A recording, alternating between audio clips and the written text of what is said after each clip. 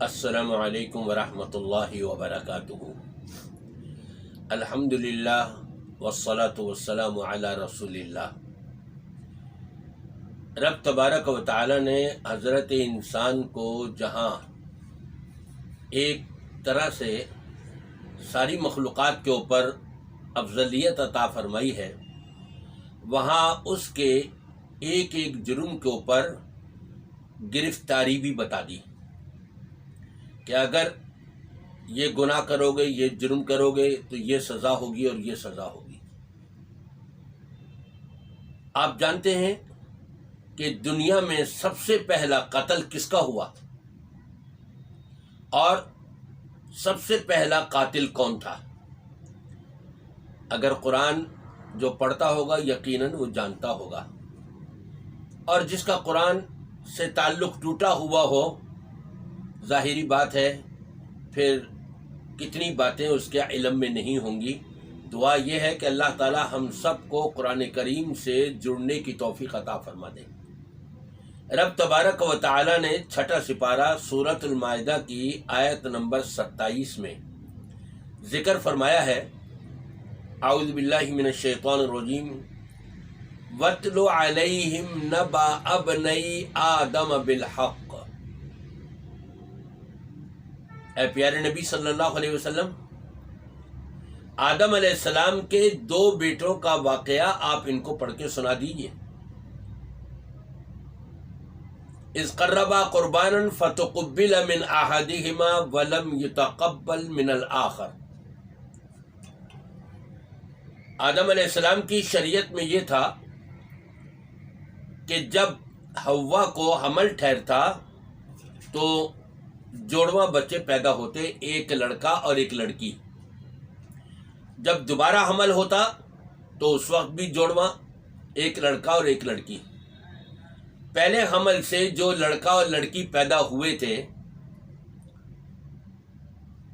اس پہلے لڑکے کے نکاح میں بعد میں پیدا ہونے والی لڑکی کو دیا جاتا، اور بعد میں پیدا ہونے والے لڑکے کے نکاح میں پہلے جو لڑکی پیدا ہوئی تھی وہ اس کو نکاح میں دی جاتی۔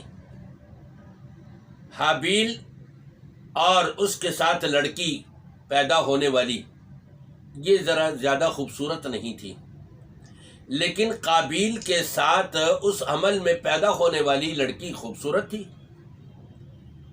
قابیل کہنے لگا کہ میں اپنی اس بہن سے نکاح کروں گا، حابیل کے ساتھ جو پیدا ہوئی ہے میں اس سے نکاح نہیں کروں گا۔ آدم علیہ السلام نے بہت کچھ سمجھایا لیکن سمجھ میں نہیں آئی۔ پھر کہا اچھا ایسا کرو کہ دونوں اللہ کی بارگاہ میں قربانی پیش کرو، جس کی قربانی قبول ہو گئی اس کا نکاح جو ہے وہ کر دیا جائے گا قابیل کے ساتھ پیدا ہونے والی لڑکی، اس کے ساتھ نکاح کر دیا جائے گا۔ دونوں نے قربانی پیش کری رب العالمین کی بارگاہ میں، فتقبل من احدہما، ان دونوں میں سے ایک کی یعنی حابیل کی قربانی اللہ نے قبول فرما لی اور قابیل کی قربانی رد کر دی۔ لیکن قابیل کے دل میں حسد، کینہ، بغض اور عداوت پیدا ہو گئی۔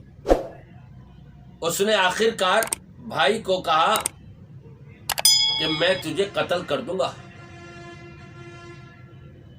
حابیل سے کہا قابیل نے، قابیل قاتل ہے اور حابیل مقتول ہے۔ قابیل نے اپنے بھائی حابیل سے کہا کہ اگر یہ لڑکی مجھے نہیں ملی تو میں تجھے قتل کر دوں گا، میں نے اس سے شادی کرنی ہے۔ حابیل نے کہا بھائی تیری مرضی ہے، تو اگر مجھے قتل کرے گا تو میں تجھے قتل کرنے کے لیے ہاتھ نہیں اٹھاؤں گا۔ لئن بسطت الی یدک لتقتلنی ما انا بباسط یدی الیک لیقتلک انی اخاف اللہ۔ مجھے تو اللہ سے ڈر لگتا ہے، تو اگر مجھے قتل کرنے کے درپے ہوگا تو میں مقابلہ نہیں کروں گا تیرا اور تجھے قتل کرنا نہیں چاہوں گا۔ ایسی صورت میں ظاہری بات ہے کہ گناہ جو ہے قابیل کے سر پر زیادہ ہو جائے گا، اور یہی ہوا کہ قابیل نے عورت کی خاطر حابیل کو قتل کر دیا، رب تبارک و تعالی نے پہلے قابیل کو دنیا میں ذلت اور رسوائی اس کو عطا کری، ذلت اور رسوائی کا اس کو سامنا کرنے پڑا کہ اپنے بھائی کو میں چھپاؤں کیسے، دنیا میں پہلا انسان قتل ہوا ہے، پہلا انسان مرا ہے، اس کو کیسے چھپایا جائے۔ تو رب نے کوے کو بھیجا، کوا آیا، زمین آ کر کے دو کووں نے آپس میں لڑائی کری، ایک مر گیا، کوے نے اپنے پنجوں سے زمین کھودی اور کھود کر کے اپنی چونچ سے دوسرے کوے کو پکڑ کے اس گڑھے میں ڈالا اور اوپر سے مٹی ڈال دی۔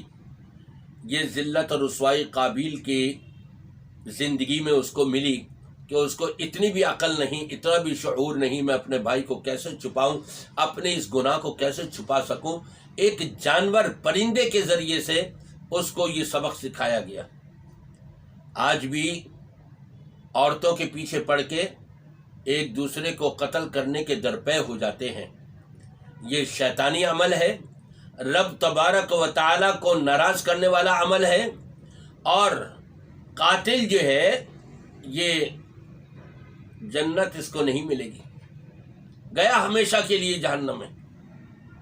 من قتل مؤمنا متعمدا فجزاؤہ جہنم، رب تبارک و تعالی فرماتا ہے جس نے ایمان والے کو قتل کر دیا اس کی سزا جہنم ہے، جہنم سے اب نکالا نہیں جائے گا۔ تو ہمیں ایسا حسد نہیں کرنا چاہیے جیسے قابیل نے اپنے بھائی کے اوپر حسد کرتے ہوئے اور قتل کرنے کے درپے ہو گیا۔ اپنے دل کو صاف رکھنے کی کوشش کریں، ذرہ برابر بھی حسد نہ آنے دیں، تاکہ یہ گناہ، بڑے بڑے گناہ جو ہیں اس سے ہم اپنے آپ کو بچا سکیں۔ اور یہ حسد ایک ایسی برائی ہے کہ جس طرح آگ لکڑی کو کھا جاتی ہے، حسد انسان کی نیکیوں کو کھا جاتا ہے، برباد کر دیتا ہے اس کی نیکیاں، اور اس کو گناہ پر گناہ کرنے پر مجبور کر دیتا ہے۔ میری دعا ہے کہ اللہ تبارک و تعالی ہم سب کو ہر قسم کے حسد سے، کینہ سے، بغض سے، عداوت سے، دشمناگی سے بچائے اور محفوظ رکھے، اور تمام کلمہ پڑھ لینے والے مسلمانوں کو نیک کر دے اور ایک کر دے رب العالمین۔ اس پیغام کو آگے پہنچا کر صدقہ جاریہ میں اپنی شمولیت بھی اختیار کیجیے۔ اللہ ہم سب کو ہر نیک عمل اختیار کرنے کی توفیق عطا فرمائے۔ والسلام علیکم ورحمۃ اللہ وبرکاتہ۔